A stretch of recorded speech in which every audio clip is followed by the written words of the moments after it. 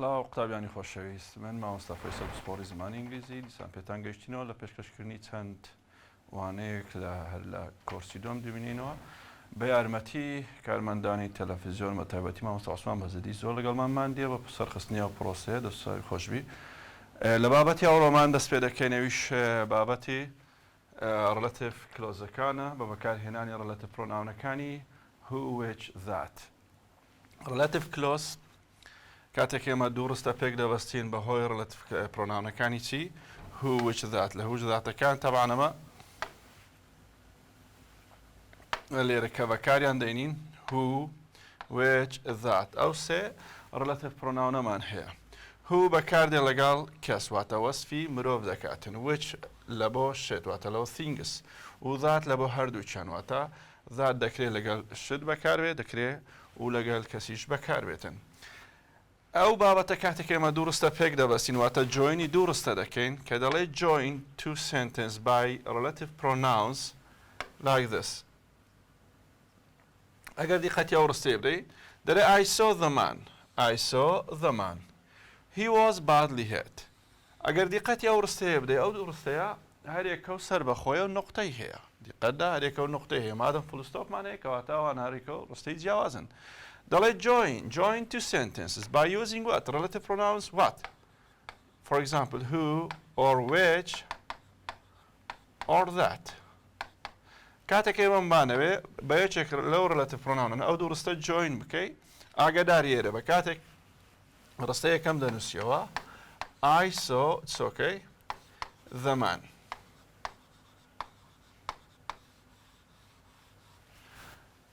لە ڕستەی دووەم مەفروزە بکەر یان بەرکاری ڕستەکە لا بدرێت چون چێت و کاتێک ڕێلەتیڤ پرۆناون بەکاردێنی هو یان وێچ یان ذات تەبعاً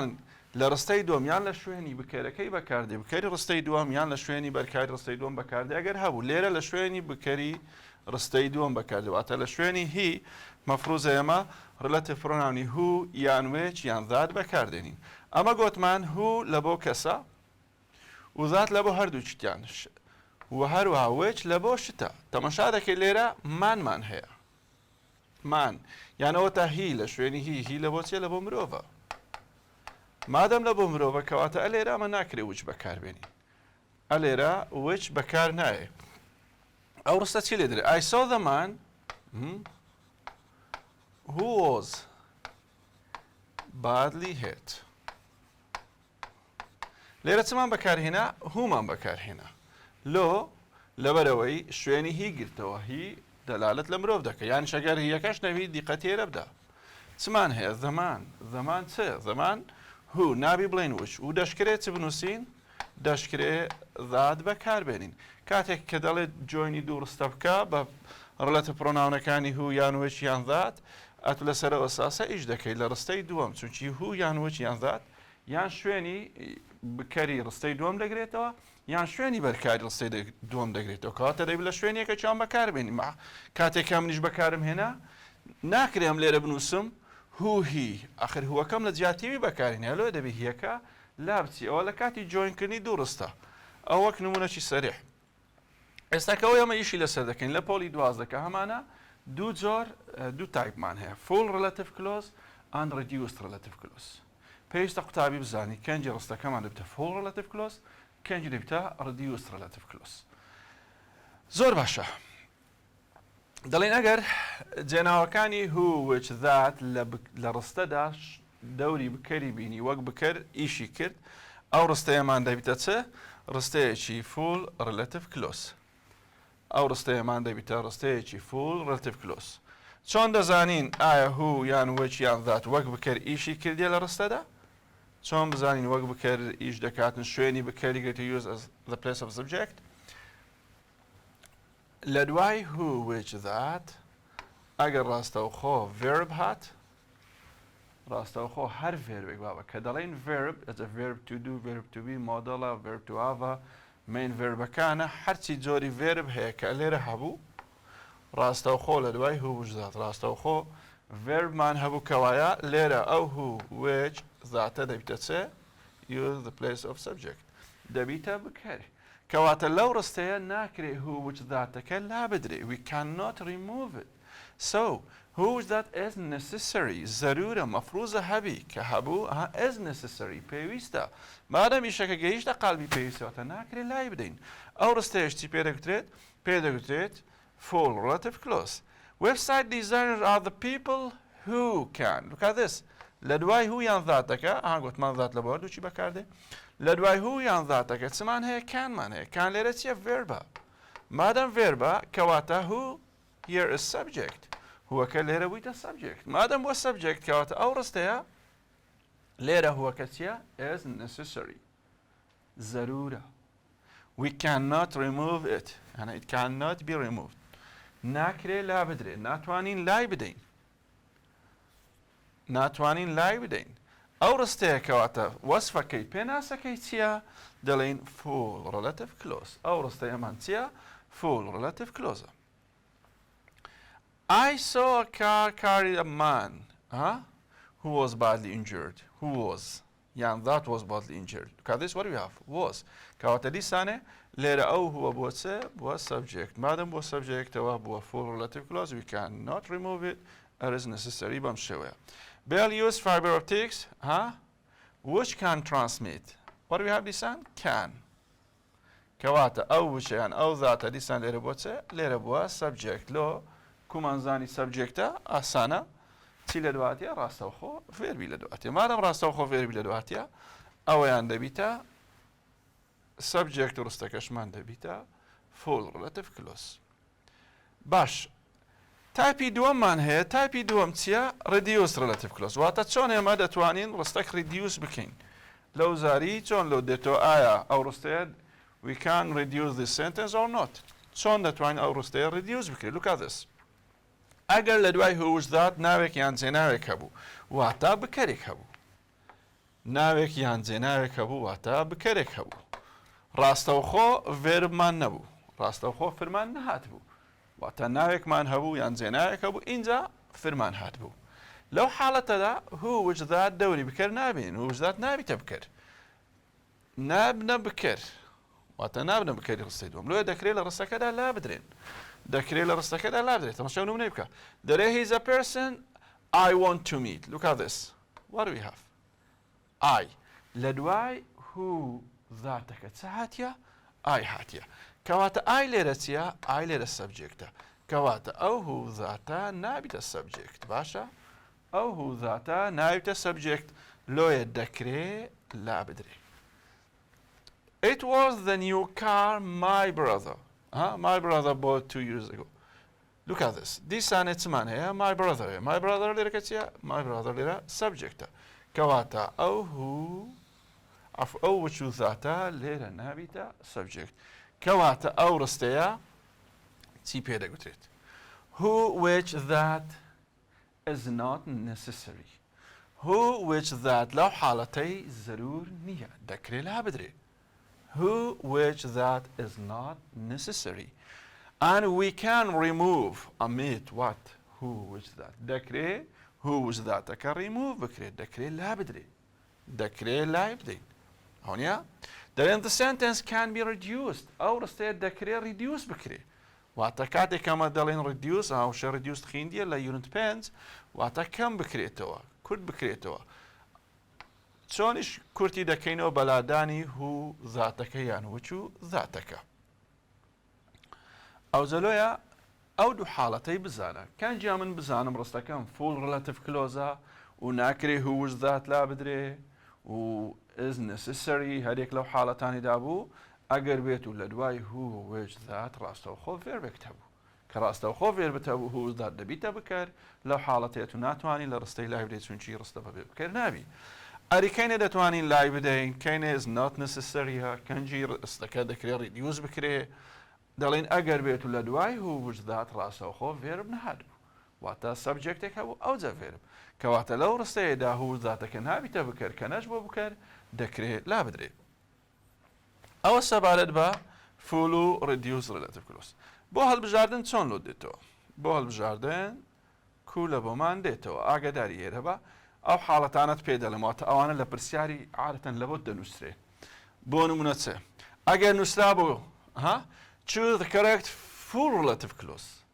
داوای لێت کردبوو فوڵ ڕەتیڤ کلۆزێک لە هەڵبژارنەکان هەڵبژێری ئەو کاتی دەبێت و چ زۆر ڕستەک هەڵبژێری پێویستە ڕستەکەم چۆمی تا من بڕیار لەسەر بدەم کامە ڕاستە ئەو ڕستەیە هەڵدەبژێرم کە هۆش ذاتی تێدا بێ و بکەروی هۆش ذاتی تێدا بێ و شوێنەکەشی بکەروی واتە لە دوای هۆش ذاتێک ڕاستەوخۆ فێربات بێ ئەگەر نووستا بوو choose the correct reduced relative clause ها ئەوزارە گوتی reduced relative clause ئاگدار بە ئەگەر وشەی reduced relative clause دا کان و کوری نەدابوو بەس گوت و reduced relative clause هەڵبژێرە لەو حاڵەتێت و پێویستە زۆر ڕستەک هەڵبژێری ئەو ڕستەیە هەڵدەبژێرم کە پرسیارەکە بەخۆی لۆی تو ریدیوس کردیەوەتە بەخۆ هووج ذاتی لادایە حازری کردی لە تو تەنها هەڵی دەبژێری واگەر نووسرا بوو choose the correct relative clause can be changed to reduce relative clause یان can be reduced یان could be reduced واتە ڕستەیەکم دەوێ کە ئەو ڕستەیە بکرێ ریدیوس بکرێ ئاگداریە لەو حاڵەتێت و هووج ذاتت هەیە لە ڕستەکەدا هووج ذات هەیە بەڵام شوێنی بکەریان نەگرتیەوەتە لە شوێنی بکەر بەکار نهاتیە ئاتوو دەبی ئەو جۆرە ڕستەیە هەڵبژێری واگەر نووسرا بوو چی choose the correct sentence that cannot be changed to reduce relative clause یان could not be یان changed to reduce relative clause دەڵێ ئەو ڕستەیە هەڵبژێرە کە ناکرێت ریدیوس بکرێتەوە ئەو ڕستەیە ناکرێت دەستکاری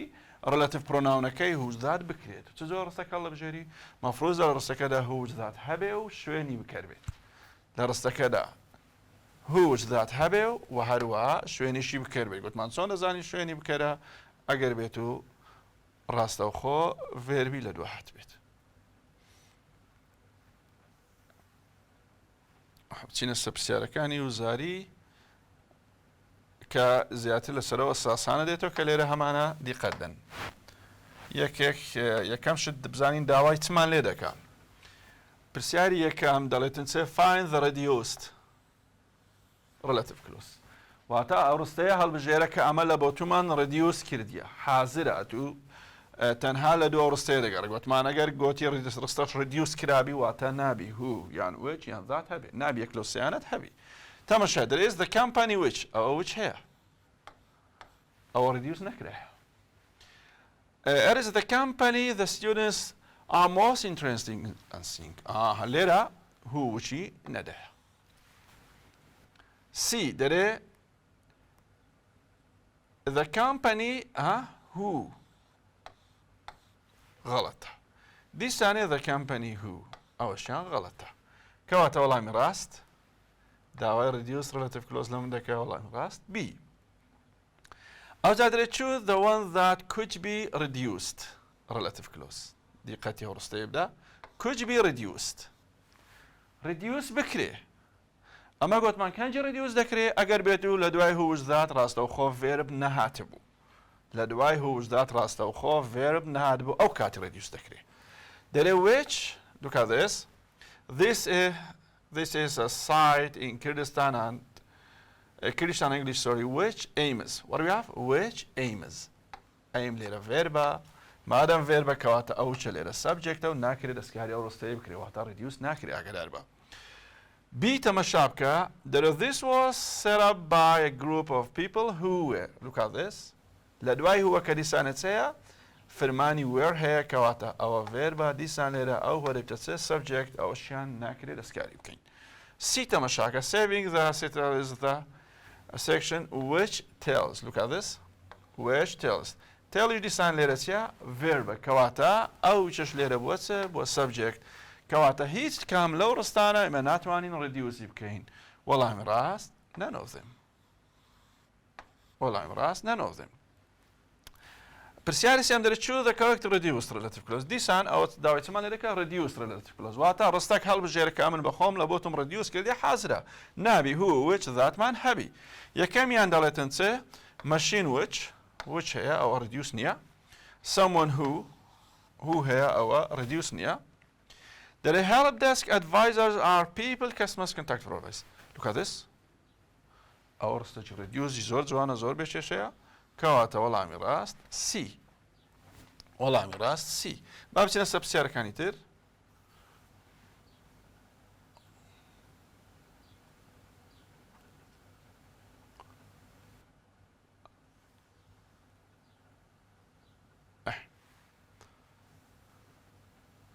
دەیری ئەو پرسیارێکی جوانە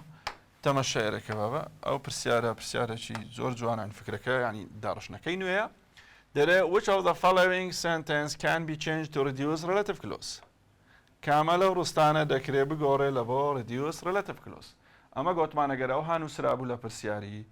ئەوە چه هەڵدەبژێرین ئەو ڕستەیە هەڵدەبژێرین هو یان وێچ یان ذاتی تێدایە بەڵام دەوری بکەری نەدیتە کانجی دەوری بکەریش نابینی ئەگەر ڕاستەوخۆ فێربی لە دوانە هاتبوو بابەتەکەیمە هەمووی ئەوەندەیە ئایا هوش ذات دەوری بکەری دیتە یان دەوری بکەری نەدیتە کانجیش گوتمان ئەگەر فێربی لە دوابێ یان لە دوانە بێ دیقەتی ئەی بدە دەرەکاکە دەتوان بکرێ ڕدیوس بکرێ I didn't know the lady who helped. Look at this. Who helped? Helped verb. كواتا هو كليرة subject. أو رستيا reduce ناكري. B. I don't know the lady who helps us. Look at this. دي سانة help us verb. كواتا أو هو subject. دي سانة أو ناتوانين دسكاري بكين. D. You must forget the lady who saved. Disan, saved. Verba, أوان subject. ديش دسكاري ناكري. أيو بيو دي دسكاري ناكري. لبرا ويلا دواي relative pronoun كراستوخو verb هاتيا. أي كماوا سيماوا. That I didn't know the lady who you. What do we have? Who you. subject هاتيا. You هاتيا. كواتا ليرة أو هو دكري لا بدري أو هو دكري لا بدري وعطا استعمد توانين بلين I didn't know the lady you helped with her luggage هو كم نقول كواتا والله مراس دبيتا تسا دبيتا سي حالة شي تير قلت ما necessary and not necessary قلت ما necessary واتا اگر لدواي هوش ذات verb هاد بو necessary not necessary اگر لدواي هوش ذات verb نهاد was not necessary that this is the robber who is that is not necessary is necessary yes is necessary is not needed that is ضرورية yeah is needed can be deleted no cannot be deleted والله مراس is necessary as necessary أو بسيارة لو زاري هاد بوشاندا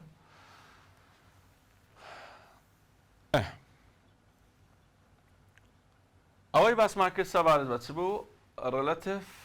clause كاني reduce relative clause full relative clause بدو خال أجد أربعة أجل لدواي هو ذات راسته خوف verb هبو أو راسته كمان full relative clause واتە هوش ذات دوري بكري ديتيا كمادام دوري بكري ديتيا أجد ذكري حريك لوانت لبو بهر ليك لو تعبيرانا لبو نسرابي تواوا أجر دوري بكري ديتو أجر نسرابو full relative clause دالي تواوا is necessary دالي تواوا cannot be changed to reduce relative clause دالي تواوا حريك لو مصطلحاني دابوتو راستا وأجر لدواي هوش ذات راستا خوف verb نهادبو كواتا ليري هو ذاتك نايب تبكر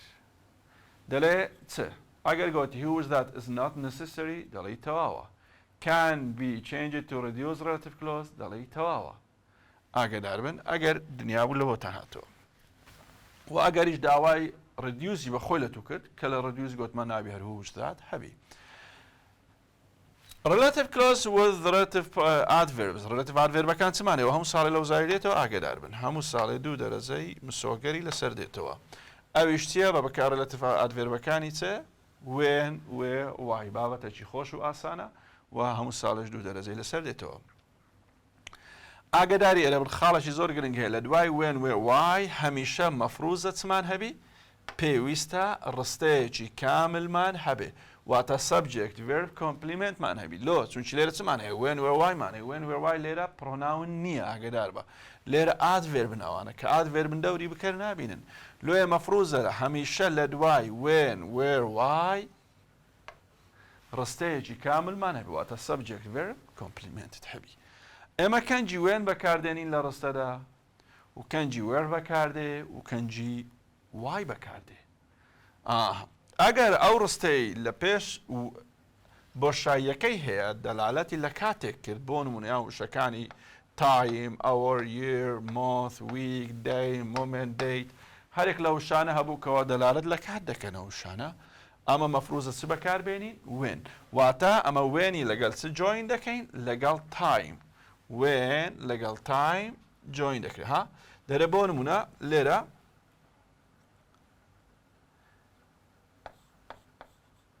the time ئاگدار بە زۆر جار ئەوەش پێکەوە دەکاتە بۆشایی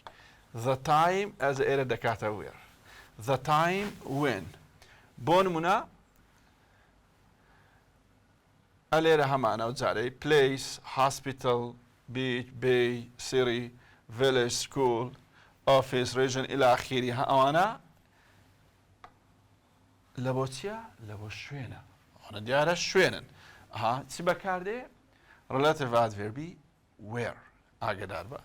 لەو حاڵەتی چ بەکاردێنین where بەکاردێنین واتە لە بۆ جیاکردنەوەی when و where ئیش لەسەر چ دەکەین ئیش لەسەر پێش بۆشاییەکە دەکەین پێش بۆشاییەکە باسی کاتی کردواتە هەرێک لەو کاتانە هەبوو ئەتو وێن بەکاردێنی باسی شوێنی کردو هەر شوێنێک هەبوو یان وشەی the place هەبوو کە عادەتەن دارس the place دێتن ئەوە ئەتو دەڵێی where چێمان دەبینێ why ئەوە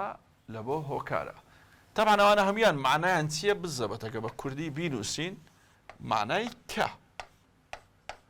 ئەو شوێنەیە کە ئەو کاتەیە کە ئەو هۆکارەیە کە بەڵام لێرە بڵین لە بۆ شوێنەکە دیارە وێن یعنی وێر بەکاردێ لە بۆ کاتەکە وێن بەکاردێ هەروەها لە بۆ هۆکاریش چ بەکاردێنین وای بەکاردێنین ئەگەر چ شتێک هەبوو ئێمە دەڵین وای عادەتەن وشەی the reason دەدات وشەی the reason ئەو هۆکارەیە یانیش دەبینین that is یان that was دەداتن that is یان that was دەدات بەبێ بەکارهێنانی هیچ کاتێک و هیچ شوێنێک ئەو کاتی ئەتوی سەر دەڵی وای ئەوە سەبارەت بە بەکارهێنانی وێن وێ وای زۆر زۆر ئاگادار بە دیقەتی ئێرە بدە ئەوە یاسایەکەنیتیان دەڵێت this is the time when ئاگاداری ئێرە بە بۆ منە لێرە باسی کاتێکی کردیە لێرە نووسیتی the place where گوت لێرە کاتت هەیە مادەم کاتت هەیە دەبی ئیلا وێنی جوینکەی ئاگادار بە لێرە the place هەیە دەبی ئیلا وێری لەگەڵ جوینکەی the reason مان هەیە دەبی ئیلا وای لەگەڵ جوینکەی دیقەتی ئێرەشدا هەمووی subject verb complement واتە پێویستیمان بە ڕستەیەکی کاملە پێویستیمان بە ڕستەیەکی کاملە ئاگادار بە تێبینێکمان هەیە لەسەر ئەو حاڵەتەی کە پێ دەڵێن پێویستیمان بە ڕستەیەکی کاملە تێبینێکمان هەیە چ دەڵێ ئاگادار بە ئەگەر سبێنێت و لە پرسیار لە ڕستا دیتت باسی شوێنیش کرابوو بەڵام لە دوای بۆشاییەکە ڕاستەوخۆ verb هاتبوو لە دوای بۆشاییەکە ڕاستەوخۆ verb هاتبوو ئایا ئەتوو لەو حاڵەتەی وێر بەکاردێنی یان وج بەکاردێنی لەو حاڵەتەی وێر بەکاردێنی یان وج باوی بینە سەرەوەی جوانتر دیاری بۆ هەر نمونەی ئەکتیڤیتی بوو چشە تەمەشای و نمونەیەکە بابە لێرە چمان هەیە دەرێ ئەرز دە کامپەنی ئەوە شوێنە تەبانەوە بۆشاییەکەیە نووسراچە as famous look at this as verb ئایا لە دوای بۆشاییەکە کە ئیستاوەی خسمە ناو چوارگۆشەکەی ئەوە بگریمان بۆشاییەکەیە ئەوە ختم لە بندایە واتە ئێرە بۆشاییەکەیە ڕاستەوخۆ verb هاتیە ئایا دەکرێت بڵێم where is famous ئەگەرە هابی غەڵەتە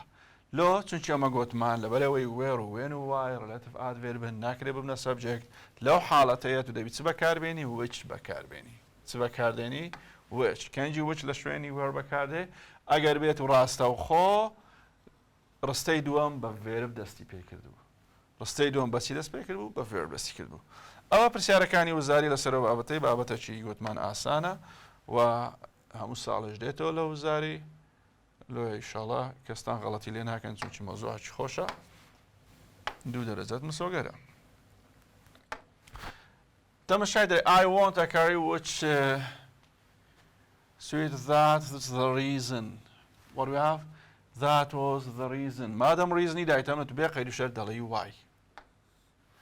دەرێ go back to the place دایتەمە شوێنە ئەتو دەرێی where I will never forget the school since it was the place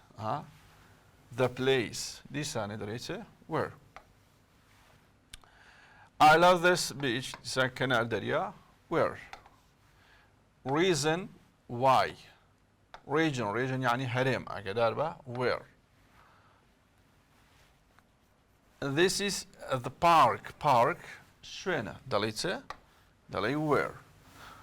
I don't like the places دەڵێتە where. ئەوە پرسیارانەیە کە لە وزاری لەسەرەوە شکلێ هاتیتەوە دەکرێت شکلەکە و نوعیەتی پرسیارەکەش بگۆڕێ بەڵام هەر بگۆڕێ هەرچی لێ بکرێ هەر بابەتەکە بابەتێکی ئاسان و خۆشە و ناسینەوەشیان زۆر ئاسانە. تەماشای پرسیارەکانی کۆتایی بکەم بزانمەگە شتێکی ئەو پرسیاری دیقەتیە بدەین.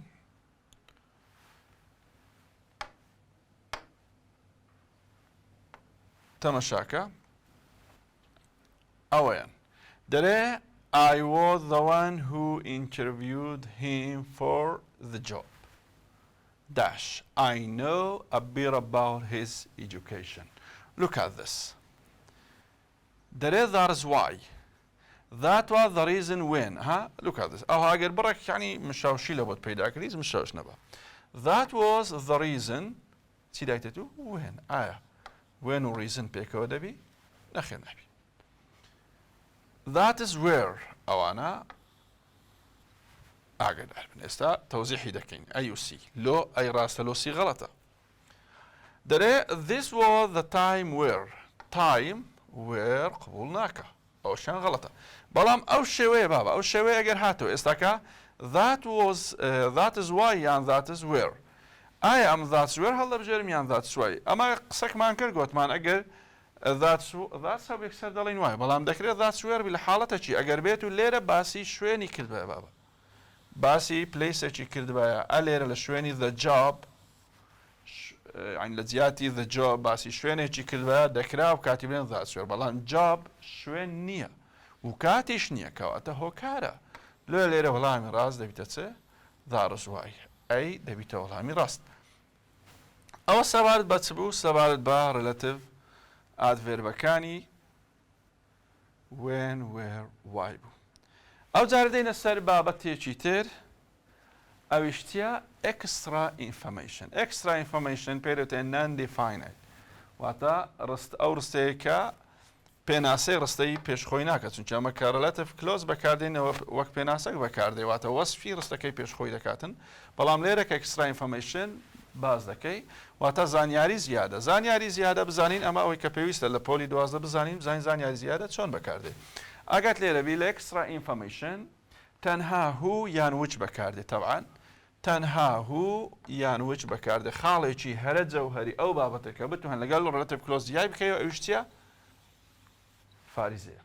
واتە هەر لە ڕستەدا داوای ئەکسترا ئینفۆرمێشنی لە تو کرد پێویستە فارزە هەبی فارزە هەبوو ئەکسترا ئینفۆرمێشنە ئەوانە پێکەوە ڕەبتن فارزە بینی ڕستەکات ئەکسترا ئینفۆرمێشنە ئەکسترا ئینفۆرمێشنی داواکە دەبێت لە دوو فارزەی بگەڕی ئاگاداری هێرە بە ذات بەکارنایە لە ئەکسترا ئینفۆرمێشن ذات بەکارنایە لە ئەکسترا ئینفۆرمێشن لێرە لە ئەکسترا ئینفۆرمێشن تەبعاً یان یەک فارزەمان هەیە یان دوو فارزەمان هەیە دیقەتی ئێرە بدا لێرە تەوزیح دەکەین كنجي لرستدا يك فارزة بكاردة كنجي لرستدا دو فارزة بكاردتن طبعا ليرا هو وش كما بكاردنين احتمال دكات السرچه كنجي هو بكارده كنجي وش بكارده اگر ناوكي پیش فارزه جوان جوراگرا راستوخو ناوكي پیش فارزه اگر راستوخو ناوكي پیش فارزه باسی لمروف کرد دلالت لمروف بو اتو دلی هو ئەگەر ناوی ڕاستەوخۆ ناوەکە ئاگدار بە ئەو ناوی ڕاستەوخۆ لە پێش فارزەی دێ باسی لە شت کرد بوو ئەتو دەڵێ وچ کەنجی یەک فارزە بەکاردێ کەنجی دوو فارزە بەکاردێ ئەگەر بینیت ڕەلەتیڤ پرۆناونی هو یان وچ جوان جۆڕەگرە ڕەلەتیڤ پرۆناونی هو یان وچ ڕاستەوخۆ لە دوای بکەری ڕستەکە هاتبوو ها بکەرەکە دیاری یەک وشەیە لە دوای یەک وشە هاتبوو یان لە دوای بکە ڕستەکە هاتبوو دیار و فێر وشتی تێدا نەبوو ئاگدار بە لەو ڕستەی پێویست بە دوو فارزەیە واتە ئەگەر هو وچ ڕاستەوخۆ لە دوای بکەری ڕستەیەکەمە هاتبوو یەک فارزەی دابوو غەڵەتە دەبی ئیلا دوو فارزە هەبی لۆ چونکی ئەو ڕەلەتیڤ یعنی ئەو ئەکسترا ئینفۆرمێشنێکە هەمانە چوویتە بینی ڕستە سەرچەکە و لۆ جیاکردنەوەی ڕستە سەرچەکەش مەفروضە دوو فارزەمان هەبی بەڵام ئەگەر دیقەت تێرە بدا ئەگەر ڕەلەتیڤ پرۆناونی هو یان وچ relative pronoun هو یان which کەوتە دوای ڕستە سەرچەکە ها سمنووسە subject verb object ئەیجا فاریزە لێرە پێویست بە دوو فاریزە نیە لەبەرەوەی extra informationەکە ڕاستەوە خۆ دەکەوێتە دوای ڕستە سەرچەکە واتە ڕستە سەرچەکە بە کاملی نووسرایە اینجا extra informationەکەی دەنووسی لەو حاڵەتەش پێویست بە دوو فاریزە نیە لۆجیاکردنەوەی دروستەکە چونچی هەر فاریزە یەکەم کیفایەتە چونچی ڕستەکە لەوێ کۆتایی هاتیە لەوێ ئاگات لەو حاڵەتەبی دووبارە دەکەینەوە ئەگەر هو وەچ ڕاستەخۆ لە دوای بکەری ڕستەی سەرەکی هاتبوو ئەوە پێویست بە دوو فاریزەیە ئەگەر نا پێویست بە یەک فاریزەیە لۆ هەڵبژاردننی هو یان وەچ احتیمال دەکەیە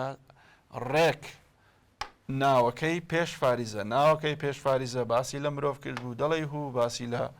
شت کرد بوو دەڵێ وەچ دیقەتی ئەو سێچار نمونە و زاریانە بدە با بەسەری حەل بکەین کاتەکەەوە بێتەوە بوون دەڕوە choose the correct relative clause with extra information داوای چی لە تو کردیا واتە دیاریکردنی پرسیار زۆر مهمە تەڵەبە بزانی پرسیارەکە داوای چی لێ دەکات ها لۆ خۆم خەتم لە بنچدا لە بن extra information دەکەواتە لەو بابەتەی ئەمن پێویستە ڕستێک بدۆزمەوە extra information بی ها چونکی دا دەرە correct ڕاستەکەم لۆ هەڵبژێرە یەکسەرە تو پێویستە چت هەبی فاریزەت هەبی ئەو ڕستانە دەستنیشانکە کە فاریزەیان تێدایە ئێستا کە ئەیوبی فاریزەی تێدا نیە دەڕوە ئاها وەرە تەمەشای سی و دی بکە بێڵ ئەمە باسی چێ دەکەین ئەلکساندەر گراهام بێڵ ئەلکساندەر گراهام بێڵ مرۆڤ نییە بەڵێ مرۆڤە کاتە دی بڵین هو نابی بڵین وش دیقەتی رەبدا ڕاستەوخۆ ناوەکەی پێش فاریزەتەوە حەقت لێرە نییە باشە بابە حەقت لەوانە نییە ناوی پێش فاریزەت دەرە find the wrong one out هەڵەکە دەستنیشان بکە هەڵەکە دەستنیشان wrong one با پێدا بڕۆین ئازاد کەدیر who was from Kurdistan talking about Kurdistan look at this ئازاد کەدیر who ئەوە ئازاد قادر سەبجێکتەوە یاوەنیە باڵێ کەواتە دەبی دوو فاریزەمە باڵێ دوو فاریزەم هەیە ئازاد قادر مرۆڤە هوم لەو بەکارهێنایە کەواتە ئەوە غەڵەت نییە ئەو مشکلەی نییە this person who is from Kurdistan which is a part of Iraq دیقە تێرە بدە هوەکەت هەیە وچە چێ بابە لەو حاڵەتێت هیچ خۆت مشاوش مەکە هیچ لە مەوزوع ناگۆڕێ داوای چ لە من دەکە ئەو هوە هەڕاستە ئەوە بابەتی پێشترەکە relative clause و هەروە extra informationەکەش لێرە پێویستمان بەچیە بە فاریزەمانە ئەوە دەبێت extra information ئەوەشان دەبێت relative clauseەکە کەواتە هیچ کێشەی نییە which is a part of Iraq چێ a part of Iraqە کوردستان کەواتەوەش مشکلەی نییە ئازاد کادر was from Kurdistan who ئایا کوردستانەوە باسی شوێن دەکەین ونیە ئایا کوردستان هوی وەردەگری نەخێر هوی وەرناگری گوتمان چێن دەرێ ناوەکەی پێش فاریزە نەگەڕێەوە لە بۆ ئازاد قادری بێ ئێرە چ زۆر تەڵەبە هێوەی دەکات مامۆستا ئازاد قادر بەکار نهاتی حەقم لە ئازاد قادری نییە بابە ناوەکەی پێش فاریزە کەواتە وەڵامی ڕاست سیە پرسیاری سێم دەرێت چ the correct relative clause with extra information دیسانە داوای ئەکسترات لێ دەکات کەمادەم داوای ئەکسترات لێ دەکەوت وتمان فاریزەت دەوێ و هەروە لە پێش فاریزەش چ هاتیە تەماشاکە they are the people فاریزە which people دەلالت لە مرۆڤ دەکات ئایا وچ وەردەگری طبعا وچ وەرناگری غەڵەتە ڕستەی دووەم فاریزە تێدایە نەخێر فاریزەی تێدا نیە داوای extra information دەکە مەفروضە فاریزە هەبی the people who the people لێرە سەبجێکتە هو بەڵێ فاریزەکەی دیشمانەیە کەواتە ئەوەیان دەبی ڕاستبی بە پێی منطق بزانین دیلۆ غەڵەتە these are the boys that ئەمە گوتمان لە extra information بە هیچ شێوەیەک that بەکار نایە لۆی وەڵامی ڕاست دەبیتە چ وەڵامی ڕاست دەبیتە C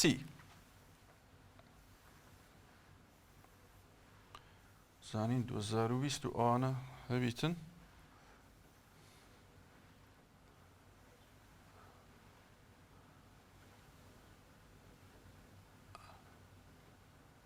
باو دووسێ نمونەی حەڵکەین کاتیشمانتەوە هەر بە شێوە دووسێ نمونەی دەکە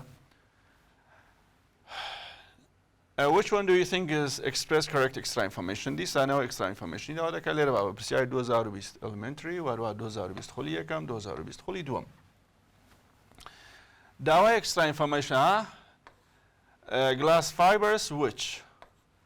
ئەوە دەبێ وەڵامە ڕاستەکەوی بزانین بیلۆ غەڵەتە fibers which لێرە فاریزە هەیە فاریزە نیکەوەتە غەڵەتە لێرە دیسانێ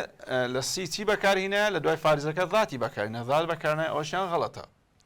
فایبەر دیسان هوی بەکارهێنایە فایبەر ئەوەزای هوی وەرناگری وەرەوە فاریزەش نییە دوو جار غەڵەتە کەواتە وەڵامی ڕاست ئەی دەرێ ئەپۆرمان ئەوە لە قەتعی لە بۆتان هاتبەوە ئەوە خەتی لە بندا بوو دەیگۆ ئەو ڕستەیە کە خەتی لە بندرایە چ جۆرە ڕستەیەکە هذا پومان what we have who فارزە who دایتێ من چ هەڵبژاردنەکان چ دەڵێ relative reduce relative clause نەخیرەوە reduce نییە conditional clause conditional نییە relative clause with extra information extra information بەڵێ extra information و کاتی وەڵامی ڕاست دەبلۆ چونکی لێرە فارزەمان هەیە و لە دوای فارزەش